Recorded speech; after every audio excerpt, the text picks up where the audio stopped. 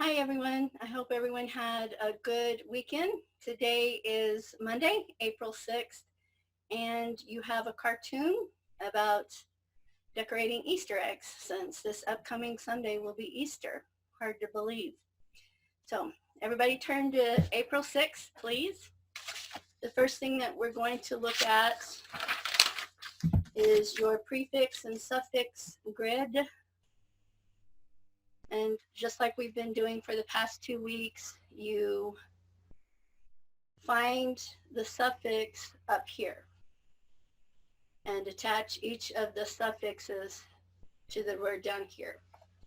Your words are satisfaction, invention, adventure, intention, surrender, wonderful, thundering, and thundered. So please attach the suffixes to the words down here.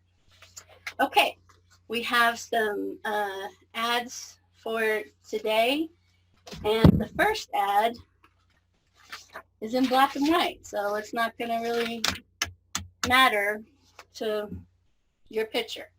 So this is a picture of Klay Thompson, a basketball player, and it says Klay Thompson, built with chocolate milk.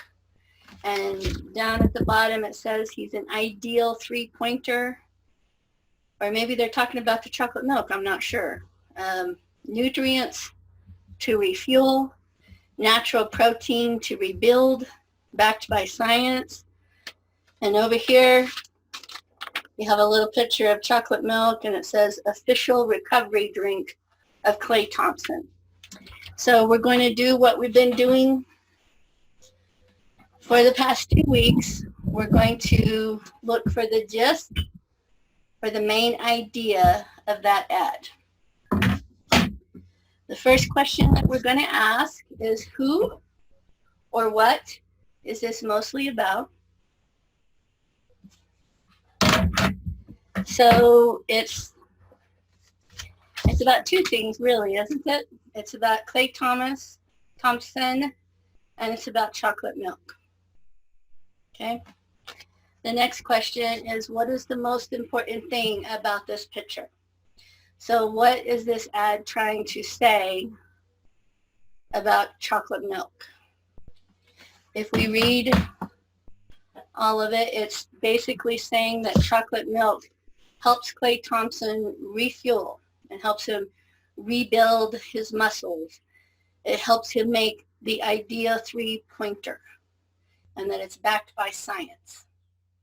So if we were going to write a sentence about Klay Thompson and chocolate milk, what would we say? And remember that we want to keep it under 10 words if we can.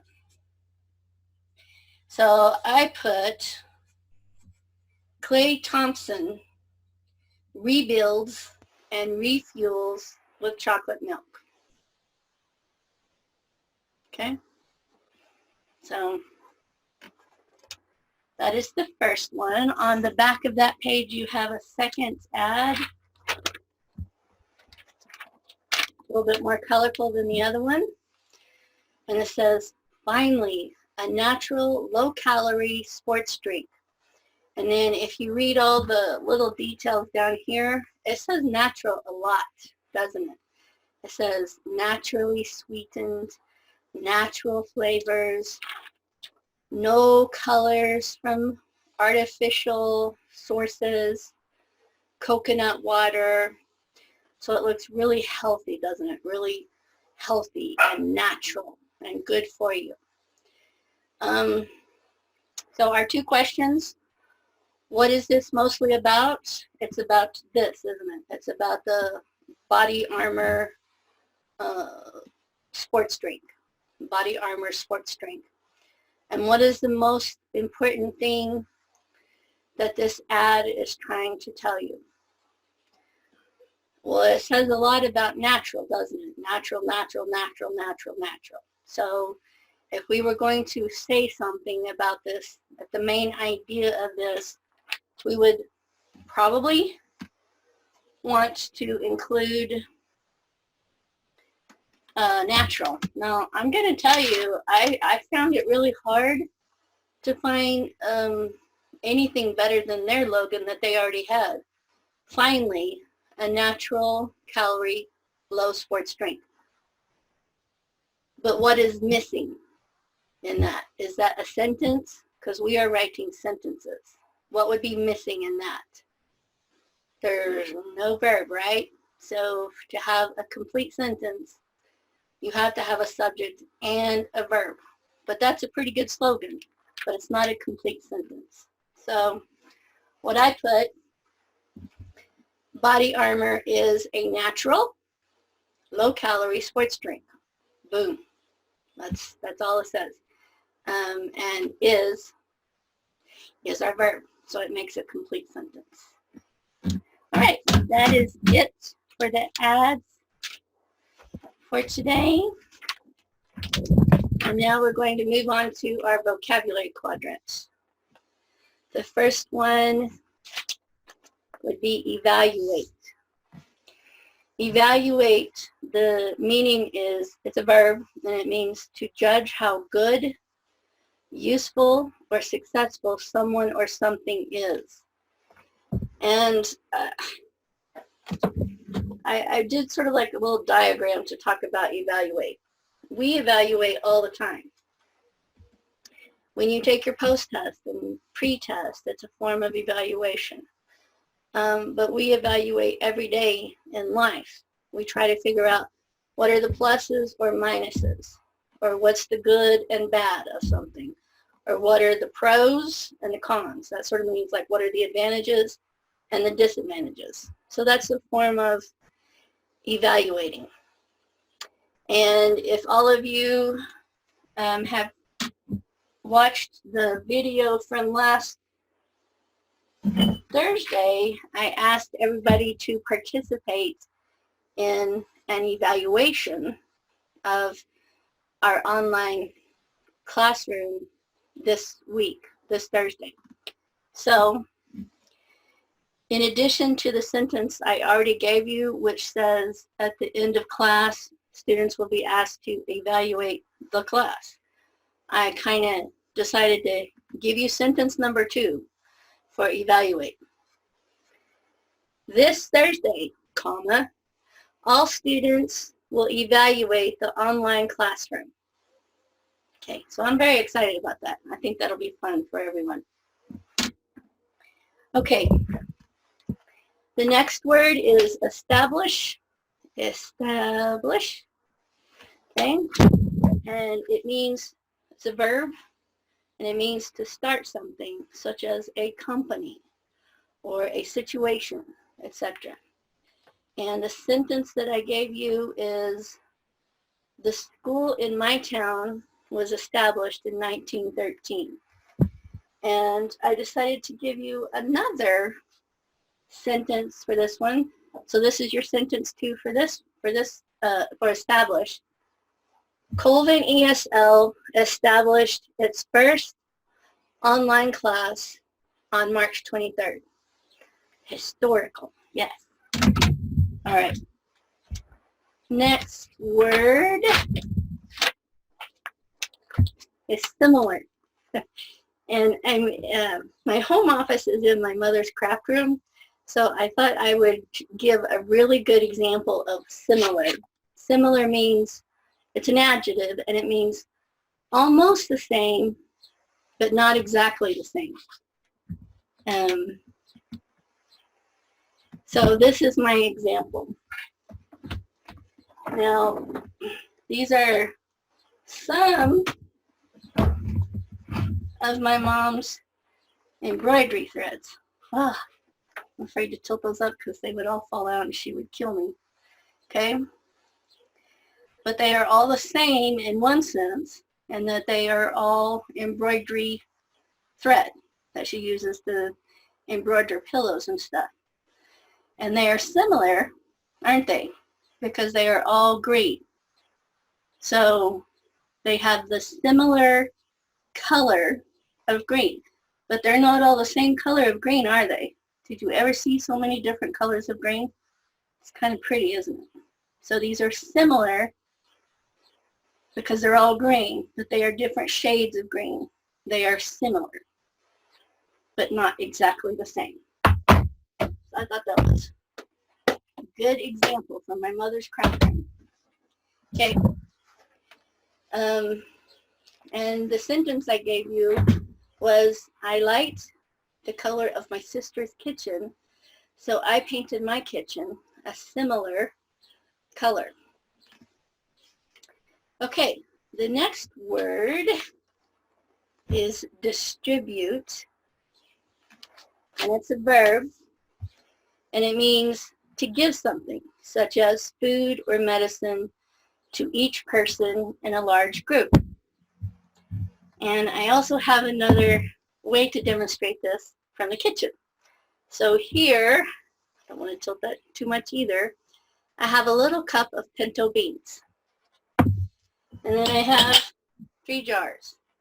And so I am going to distribute the pinto beans in each of these 3 jars evenly. 1, 2, 3, 4, 5, 6, 7, 8, 9, 10. 1, 2, 9, 10, 2, 4, 6, 8, 10. Okay, I could go on for another 10 minutes, but this should be enough to illustrate this. So the pinto beans are distributed evenly in each of these 3 jars. I distributed the pinto beans into each of these 3 jars. Or the distribution of the pinto beans is equal. Okay? Or she distributes the pinto beans in the jars. She is distributing the pinto beans in the jars. Okay. The example I gave you, the teacher asked a student to help distribute dictionaries to the other students. The next vocabulary word is aspect. Aspect. And it's a noun, and it means one part of a situation, plan, or subject. So here we have a lemon. And if you bite into it, very, very sour, isn't it? Whew, it is really hard. So what we could say is one aspect of a lemon, I mean, I kind of like it, but not a lot. One aspect of a lemon I don't like is that it is sour or tart. Could use either word. But that's one aspect of a lemon that I don't like. It's very sour. But it's good in stuff. So that's just one aspect of a lemon I don't like. All right. And the next word is reaction. And you're going to have just a little video clip of me setting up a line of dominoes and knocking the dominoes over. And what does the dominoes do? It goes and it knocks all the dominoes in a row. So it has like a chain reaction. It's knocking them down. So reaction is a noun. It's something you do in response to something that happened. For the dominoes, it is reacting by falling. The first domino knocks the second domino and it falls. The second domino hits the third domino and it falls. So it is reacting to what's going on. Okay, the first sentence after the video. Okay, here we go. Perfect. The first sentence, the sentence that I gave you for reaction is, my first reaction to the movie was negative, But after I saw it again and a few years later, I liked it better. Okay.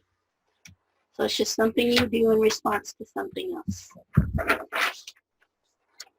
I'm going to give you, I decided I wanted to give you one of the family words, and I decided to give you distribute because there are many of them.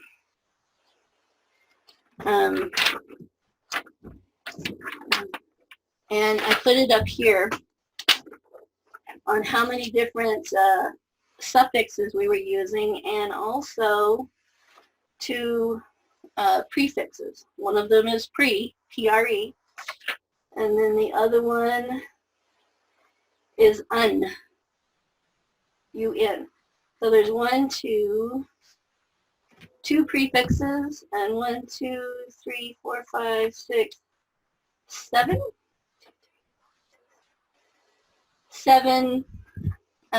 suffixes. So where's my marker? Pointer.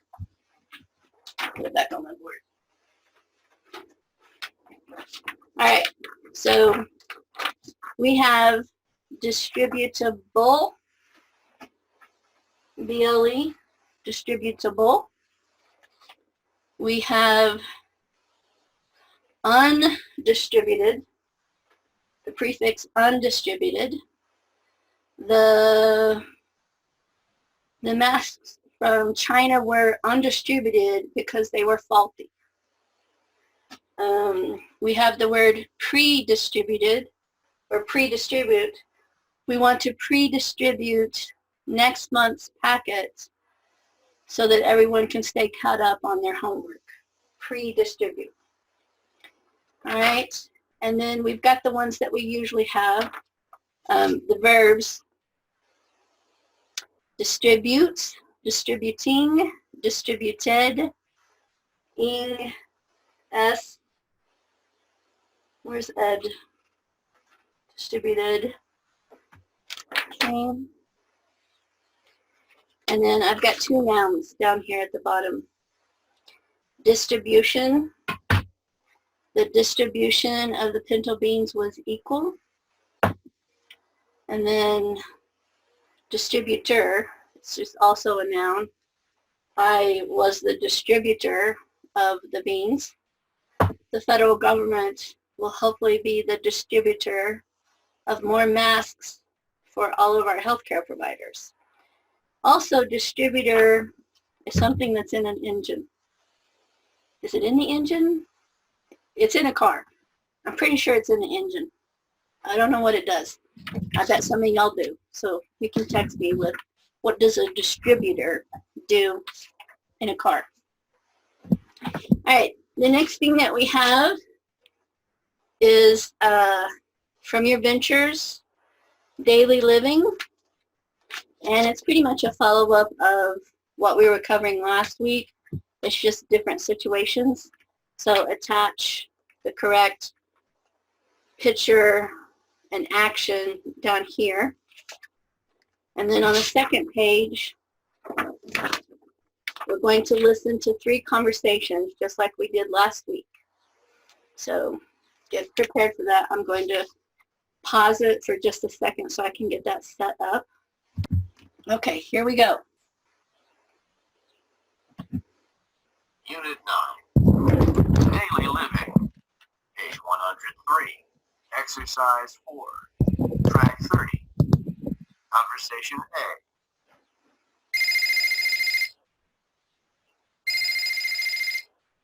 Hello, this is the building manager.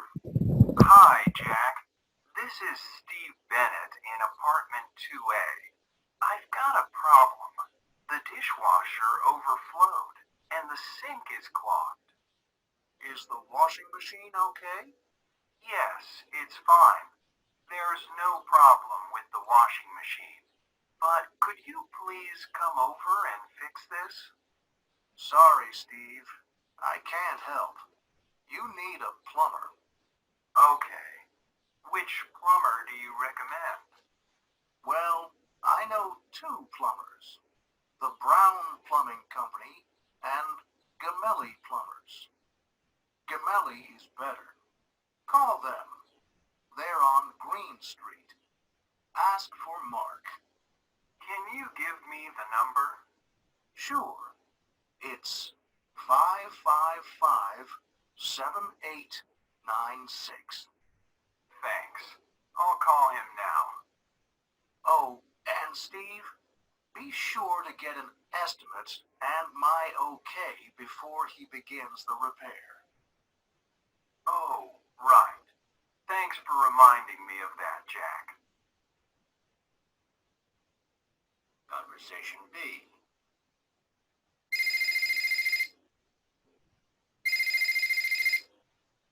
Gemelli Plumbers, this is Linda. How can I help you? Hi. May I speak to Mark, please? Mark isn't here right now. What seems to be the problem? My dishwasher overflowed.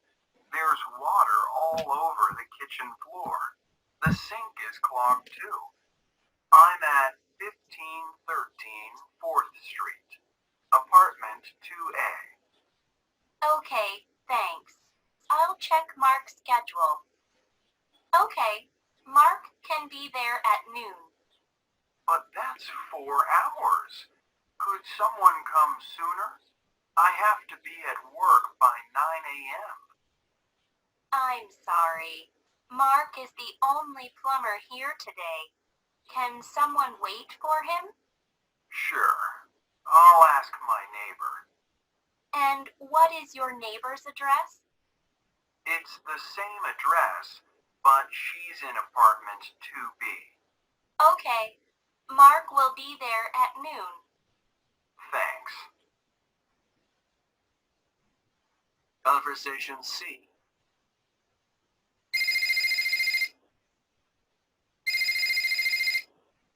Hello?